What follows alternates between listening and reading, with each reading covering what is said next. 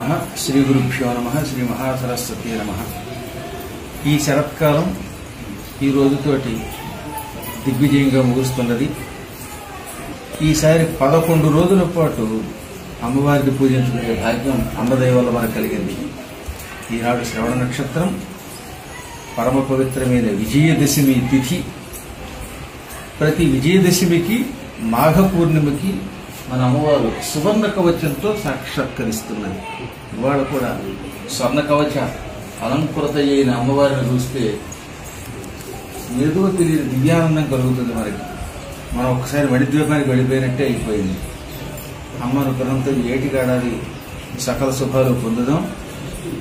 ఈ కార్యక్రమం అంటే ఈ 11 రోజులు అర్చనాది కార్యక్రమాలు, అన్నదానాదులు, వ్రతాలు, యజ్ఞాలు సక్రమంగా నిర్వహింపబడ్డాయంటే అమ్మ దయతో పాటు అమ్మ భక్తులు ఉన్నారే, వీళ్ళందరి యొక్క సహకారం కూడా చాలా గొప్పది. ఆ రోజు నుంచి ఈ రోజు వరకు కూడా ఎంతో మంది భక్తులు హైదరాబాద్ నుంచి, కర్నూలు నుంచి, ఆదోని నుంచి, గుంటూరు నుంచి, విజయవాడ నుంచి, ఏలూరు నుంచి, విశాఖపట్నం నుంచి, భీమిలి నుంచి, ఇలా నలుదిక్కుల నుంచి, దాంతోపాటు విదేశాల నుంచి కూడా వేయించేసి 11 రోజులు ఇక్కడ ఉన్నారు. నిరంతరం కార్యదీక్షలో నిమగ్నులయ్యారు.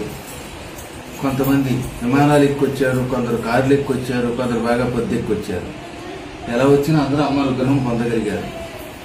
మళ్ళీ మనందరం కూడా రేపు దీపావళి అమావాస్య నాడు, లక్ష్మీదేవి పూజ నాడు కలుసుకుందాం. ఈరోజు మేము విదేశాలకు వెళుతున్నాం. కార్తీక మాసం నెల్లాళ్ళు కూడా అపూర్వమైన అర్చనలు జరుగుతాయి.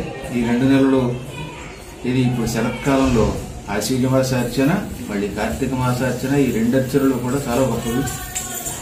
శరత్కాలంలో ఈశ్వరుణ్ణి, అమ్మవారిని, విష్ణువుని, ముగ్గురిని సమానంగా అర్చించాలి. అలాగే అర్చించుకుందాం. కార్తీక మాసంలో మాట వరుసకు కూడా అర్చకులు ఇద్దరు ఇంకెక్కడికి వెళ్ళరు, ఇక్కడే ఉంటారు.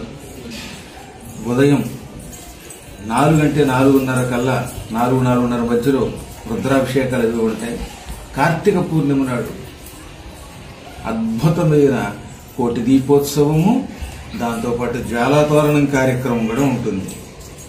భక్తులు అన్ని ప్రాంతాల నుంచి వచ్చి ఇందులో పాల్గొని తరించెదరుగాక అని మంగళాశాసనం చేస్తున్నాం. సువర్ణ వస్త్రధారణతో ఉన్న అమ్మవారి అనుగ్రహం అందరికీ లభించుగాక.